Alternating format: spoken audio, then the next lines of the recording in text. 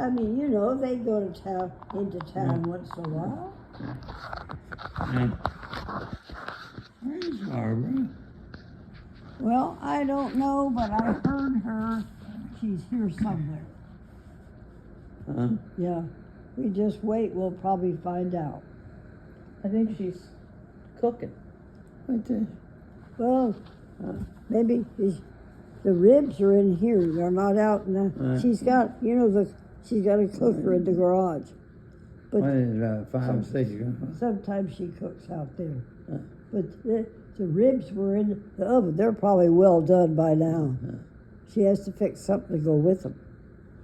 Yeah, so you've had a good time on Sanibel and Captiva. I thought that was good. Yes, that Nice ride. That was a wonderful trip out there. I'd like to see that. Yeah. That just, I was amazed. I don't think I've ever been up in there. I don't know if you ever have been out there.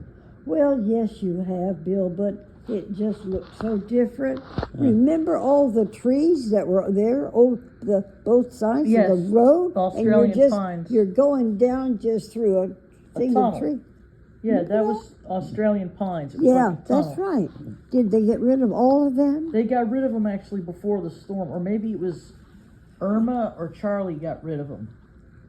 But yeah, the landscape has just changed so much. Well, yes, it was like a strange place. They only, well, a few things looked familiar, but basically it's like I'm in a new place. Mm-hmm. But it was beautiful. But Sanibel and Captiva. Well, Captiva's really beautiful. I mean, but I could tell. I'm glad you guys got to see some of the water. I could tell that they'd had a lot of damage that they had cleaned up. It looked very, right in Sanibel, it was very clean. Yeah. They had cleaned up a lot of the stuff. Yeah. And it looked nice. All kind of cleared away. Yeah. But I think they could use, that's why I didn't recognize, why it didn't seem familiar, because back when I used to go over there was lots of Australian pine trees on both sides of the road. Yeah, there was. And they would almost meet with us like you're going down a tunnel. Yeah. You know, I realize now that's why I didn't feel like it was familiar. Yeah. Yeah, well, that's okay. It wasn't familiar to me. I don't think I've ever been there. Well, you have been. We went, I don't know. We went there a month ago. Wait a or minute. 2 weeks ago. Well, yes, we were there a week ago. Oh, wait a minute. Trying to think. What's the name of the? There was a big. South Seas Plantation. A big South Seas Yes, Plantation. yes. Where's that? We didn't go by that. I hang around with you enough that I can complete your sentences now. That's great. Thank you. Plantation was that? Okay. Well, where was it? Do you remember when we went to the very end, and I told Barbara there's a public beach down here, and it's called Allison Hagerup Beach. Yeah. And then Barbara saw all these cars, and she said, I don't know if I can get out of here, and she backed up and did like a 3-point turn. That was South Seas Plantation, right?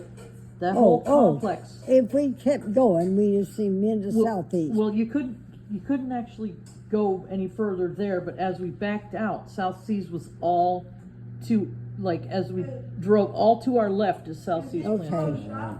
Okay. Was it closed up? I think parts of it got damaged, and there's a proposal. South Seas wants to build higher, and there's a proposal out there that people are fighting it. Like, there's a campaign to, they want to keep the profile low.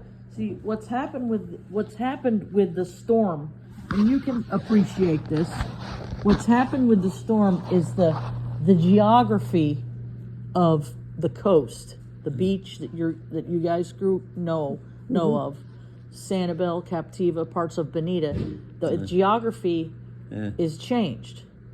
It looks clean, but it's kind of sterile. looking, yet you've got all those dead mangroves. Mm-hmm. So what's happening is the people, the locals who lived there, who lost their homes, they don't have the money to rebuild their own home.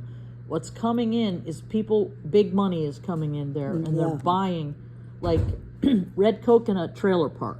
You know where that is? Oh, yeah. Okay, that got completely obliterated.